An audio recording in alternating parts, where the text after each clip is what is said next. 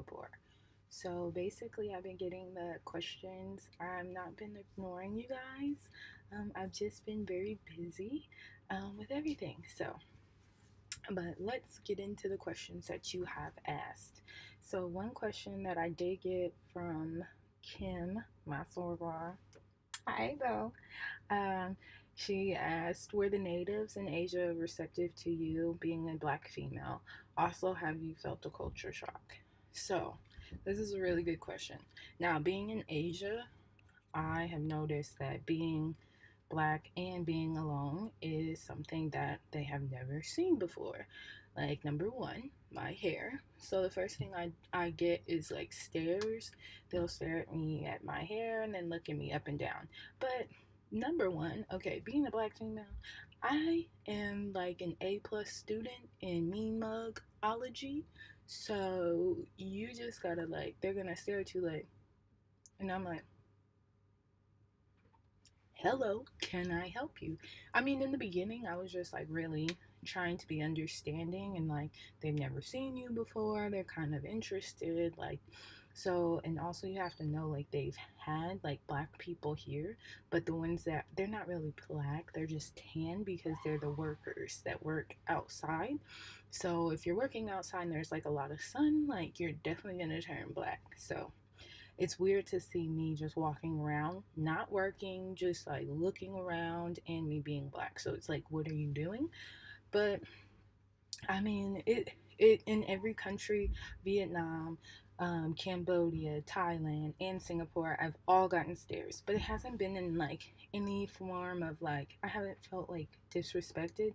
Like after a while, like I had to look into myself, like why am I so upset that these people are just looking at me? They're not touching me. They're not. They were never. Nobody ever tried to like touch my hair. They were just like, wow, your hair is so curly, like that's the only thing that I've gotten. And like I've had a tour guide tell me that like don't be afraid, like they're just gonna look at you and they're gonna talk to me in like Thai. Like this was in Thailand when I went to this market and it was a very local market and they were saying like oh, they were just really happy that I came and they were just really interested in knowing like where I was from and like who I was, like what I was. So basically, not like they're really interested in, like, oh, what country do you come from? You know, what are you like? What are you doing? They're very interested. So that really wasn't an issue to me because I mean, you will get stares because you're in a foreign country, and honey, I'm foreign. So you know when like the females is looking, the males is looking too.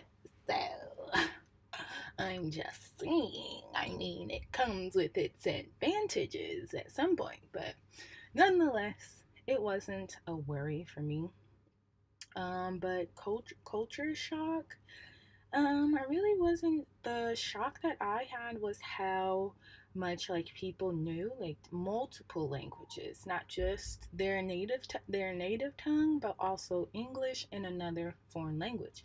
So that was like really surprising to me, and they were very like people were very helpful. Like if I'm lost, like because I've gotten lost multiple times, and I've just like politely like asked people like, hey, like I don't have service on my phone because my phone is turned off. But can you help me get to like this bus station or whatever? But as long as you're like not being an arrogant like American, just like tearing up their city, like I'm not going to these countries and like going to like partying and all this other type of stuff. So I think they're really receptive of that as well because I'm like really interested in their culture. So I think that does help in a sense. Another question I did get was how can you afford to do this and everything? A very, very big question. So it's a very fair question. Now, number one, you need to know that I work two jobs, okay? I work for Amazon and I drive for Uber and I do Postmates. So that's basically like three. So before I had did this, like I was hustling. So don't get me wrong, like I wasn't out here working, grinding, and getting this money so I can get out here and do what I wanted to do. So that is one thing. You can see that I have locks. I was not getting my hair done anymore. I was not doing my nail, like I was doing my nails. I was doing my hair. I wasn't buying any new clothes. Like every paycheck that I had gotten, I was buying a flight. I was buying a flight to another country, like from one country to another. I was buying, and then like each 2 weeks, I mean, with Uber, you get paid like instantly or whatever, but I was always looking for flights and I was planning ahead like 3 months in advance. And as it accrued, like your first flight is gonna cost the most because you're leaving your country to another one.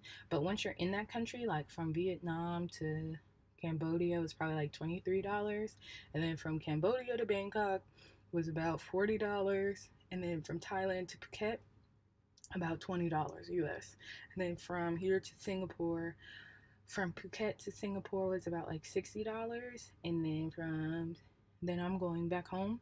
So the ones that cost the most were the ones coming and going back to the States. But those are longer flights, so you can expect that. But I will say that my family lives in Chicago and Louisville, so basically, the flight that I paid, if I would have just did a round trip from like Vietnam and back, was cheaper than me going home. It was cheaper than me going home for Christmas. So I mean, it's not it wasn't that bad. And then I'm staying in hostels, so my accommodations I had paid for in advance, like the same way.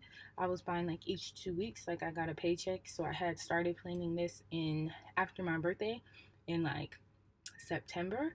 So Virgo. But anyway, so I was planning it in September, and I did that as well with my accommodation. So staying in hostels, I believe the cheapest hostel I stayed in was about the cheapest one was $7, and the most expensive one was this one, which is really cool because it's like a space pod. So if you're on my Instagram, you'll see like I show you guys my space pod. I won't show it in this video because this one's just Q&A. But this one was $25 a night, and I'm here for like 5 nights. So I mean, all in all, it's like cheaper than hotels. And really, I wanted to stay in hostels because I'm not really in my room. When I go on vacation, I'm never really in the hotel or in like wherever I am, like the Airbnb or whatever, because I'm always like going out and exploring. So, I mean, to each his own. It's like whatever you want to do. Like, I rather spend my money on experiences and like getting to know the culture than like luxury, like a king size bed and an infinity pool right outside with a patio and a jacuzzi tub. Like, I mean, that's all not fine and dandy, and that's nice, but I can do that later on like a smaller trip that's probably like in the States or like in Mexico or something that's like closer. But I'm like kind of farther also. So like for I also spend my money on like a lot of people don't know, but Airbnb does have experiences that you can do. You can purchase like tour guides or like cooking classes through Airbnb. So in different tours. So that's what I did as well. Like when I planning ahead of time, I was just purchasing these experiences and my accommodations and my flight. So before I even left the States, I had already paid like all of my accommodations, my flights, and my experiences are paid for. And so you also have to think. So with these experience, well, let me go back. So my hostels they have breakfast. So and they have Wi-Fi. So all the hostels that I got, they have free breakfast in the morning. So basically, I'm eating breakfast in the hostel in the morning, and then like the experiences that I'm going on, they usually include a lunch. So there you go. Now, if you not every day did I have an experience because I wanted some rest days and whatever, but most times like that is really beneficial like when you're traveling abroad because it's like I didn't want to come here and like worry. My only worry was food and any other experiences that I wanted to do and transportation. So with that being paid for in ahead of time, that really helped. um And then, okay, so also the exchange rate in Asia is wonderful. Vietnam, I will have to let you know what that one is to like our dollars, like something crazy. The highest exchange rate was Vietnam, and then it was Thai, and then Cambodia, and then Thailand, and then Singapore. Singapore's exchange rate for the US dollar isn't that much, but it is pretty good. So all in all, I had brought $400. I had brought Yeah, I had $400 in cash that I had brought. That wasn't enough. So thankfully, I had a loving aunt and a loving mother that sent me money about all in all in total like about $200, 200 extra dollars just for food. I had like ran out of money like probably last week. So, and that was just for like food, like, and to buy, I was buying souvenirs. So I suggest if you would do this, and you're planning it like I did, I'd bring about like 600, $700 based on what you want to do. Like my souvenirs are very small. They're like bracelets and yeah, I can show you. So my souvenirs are like bracelets, and I did get a tattoo. So very small because I'm backpacking and I need to make sure that I have space in my suitcase to leave the country, you know. But um, so all in all, I would have been able to afford it and brought more money. But before I had left, I think, oh, what had got me was Christmas time. So I had more money. I had planned on having more money, but Christmas, I was planning my trip the same time Christmas was coming. So I didn't want to be rude and not get like gifts for like my coworkers and my mom and like my family and everything like that. So that's where some of my money went, but I don't feel bad about that. So and the money that I did take from my aunts and my mom, I'm borrowing and I'm paying them back once I get back in the States. It was just so that all of like I just wanted to be comfortable, make sure that I had enough money to eat. So that is good. It's not expensive to eat. Like meals are probably like in Vietnam, probably like $6. $6 for like a full meal, like a full and I can tell you in Asia, like they really eat like a lot. So the meals aren't expensive for you to like do that, and like the souvenirs aren't expensive yet either. One thing I will say is that some countries aren't as progressive as others. Now, what do I mean by that? Like Vietnam, they really didn't take card, so you really needed to have cash. So what I do suggest that you do is that before you leave the states or whatever country you're going to, make sure you withdraw like as much cash as you want from your bank back home, and then when you're at the airport, exchange like however much, like I'm only gonna spend 100. Like my goal was I'm only gonna spend $100 in Vietnam, $100 in Thailand, like $100 in Cambodia, and $100 in Singapore. Is really, and that's why I only like brought 400. And then like when I was going to the airport, I was exchanging it, getting more. But what happened was is like I wanted to do more experiences. Like I met up with friends and then they're like, "Hey, we're going to do this. Like we're going on this tour or something. Like we're going on this boating ride." I'm like, "Shoot, I got to do it." Like it's only one time, like I'm here, and like if I have to ask like my mom or something, like, and they're really supportive of my journey, and I was like really telling them like I want to pay you this money back. I know I'm in like a bind, but this is like what's going on. And they were like, you know what, they gave it out of the goodness of their heart. um any other questions? It was mainly like how are you affording this and like a culture shock. So, yes. And I will say, even though I'm gone, all of my bills back home are paid, except for my phone bill. Because that's the devil. And I got principles, and I ain't trying. I'm waiting till I go back home to talk to Verizon because they tripping. All right. But everybody else, like, they bills is paid. My bills is paid. Like, my rent, everything. Like, I'm good. So, I may not. So, yeah. But other questions? Um, oh, one thing I would say, like when you go before, don't just go, you also need visas. Now, the countries that you need visas for are Vietnam and Cambodia. Those are the only two countries that I need visas, but it was a really simple application process. I applied for both of them like 3 days before I had left. I think like a week before I had left, and I got them within like 3 days. But I suggest that you do it online. Now, you can get them at the airport, but when you do that, you wait in a longer line to get them, and most likely you will be paying more because they can charge you whatever they want to. If you like, they can charge you like $30. They'll say like first like, oh, it's $30, but it's gonna be like a 2 hour wait.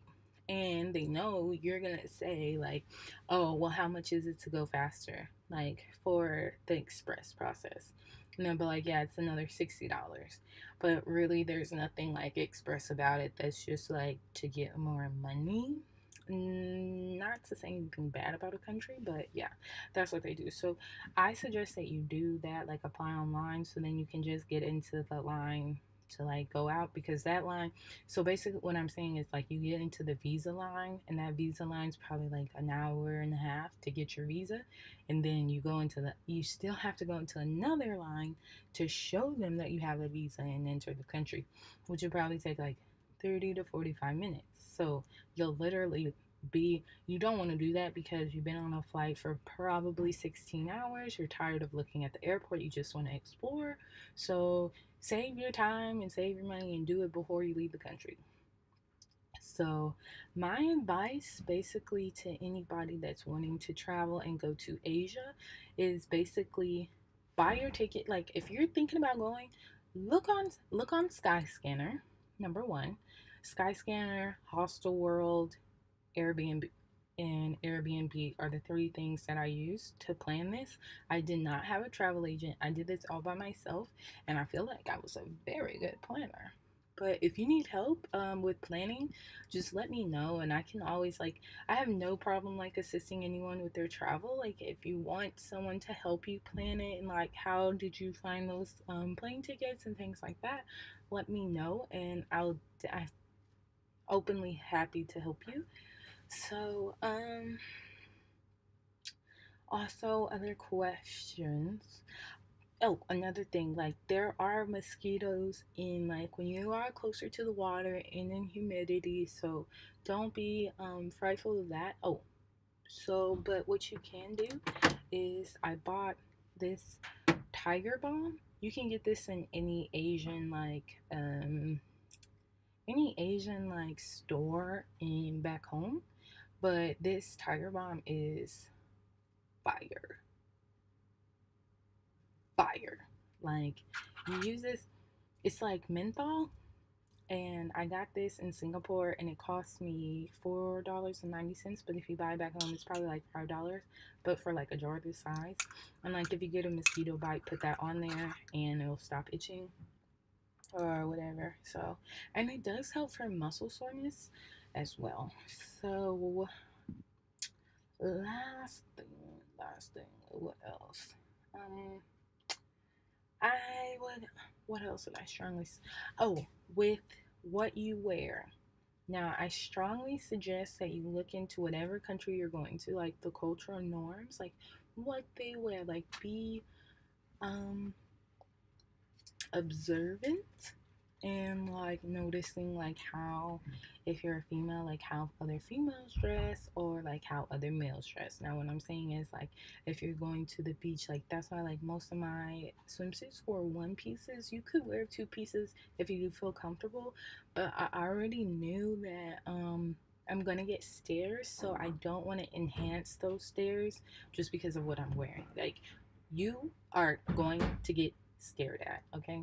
People are going to eyeball you, look at you up and down. Just don't get upset. Like, I just took it after a while. Like, I am a supermodel and did my model walk all over this place, okay? Because if you looking, I'll give you something to stare at.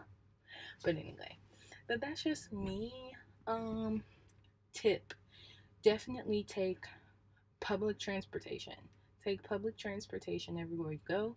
Use the Grab app for taxis. Do not just hop into a taxi because they know that you are not from here and they'll charge you whatever they want to.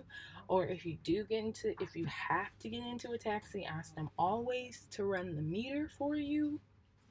But through my travel, I did public transportation, and the reason why I say public transportation in in Vietnam, they really didn't have that much public transportation that they translated into English. But with um, Thailand, they had in Bangkok, they did have a sky train, which was very useful because there's so much traffic, and anywhere that you wanted to go in the city was probably going to take like an hour to get there. But if you take the sky train, which is above like where the cars go, there's no traffic. The only thing is it's stopping to get people off and get people on, and that took like probably like 30 minutes. And on the train, like on the sky train in Bangkok, like everything was in English, as well as having lights and colors. They use lights, colors, and English for you to use it. So it's very dependable and really easy to get on there. You can tell the ticket counter, like, I'm going here. Like, how do I get, like, what can you show me a map? You can get a map. And they also have apps where you can use to do your route, and then it'll tell you. So it's pretty simple for you to use it. And in Singapore, like, I really like the public transportation in Singapore because they have a subway, and they have a train, and they have a bus system. And I've used all three of them. What I strongly suggest is getting a tourist pass. Where is that? Where is it? I'm lost in no idea that there really is. Okay, so this is my bus pass. I got this at the airport. It was only you can get on. So basically, you can use it as many times as I can use it for as many times as I want for 3 days, and it was $28, and I can get on the bus, the MRT, and the train. So in it was really easy. So you get out of the airport and buy one of these and just take the SkyTrain everywhere you want to go. And anyway, like everywhere you want to go, there is a stop off of the MRT for you to get there and walk, like probably 5 minutes or less. So just use that, and really it's the best way to get around because you see you're not from the country, so you'll basically be on the train and you'll see like different things that you probably wouldn't have seen if you were just taking a cab, because it's taking a longer route around, and you see different things that you may want to go to later. Because that's basically been the things that I've been doing. It helps me see places that I probably wouldn't have seen before. So, but yes, and that is me signing off from Singapore. Also, if you would love to help me in my phone bill, please support Venmo, Cash App as always. I'll drop that because Verizon is trying to kill me. Right? I'm just trying to live my best life, but Verizon always want to come for me. No, I didn't pay them their money, but I will if you can help me. Signing off. Sure.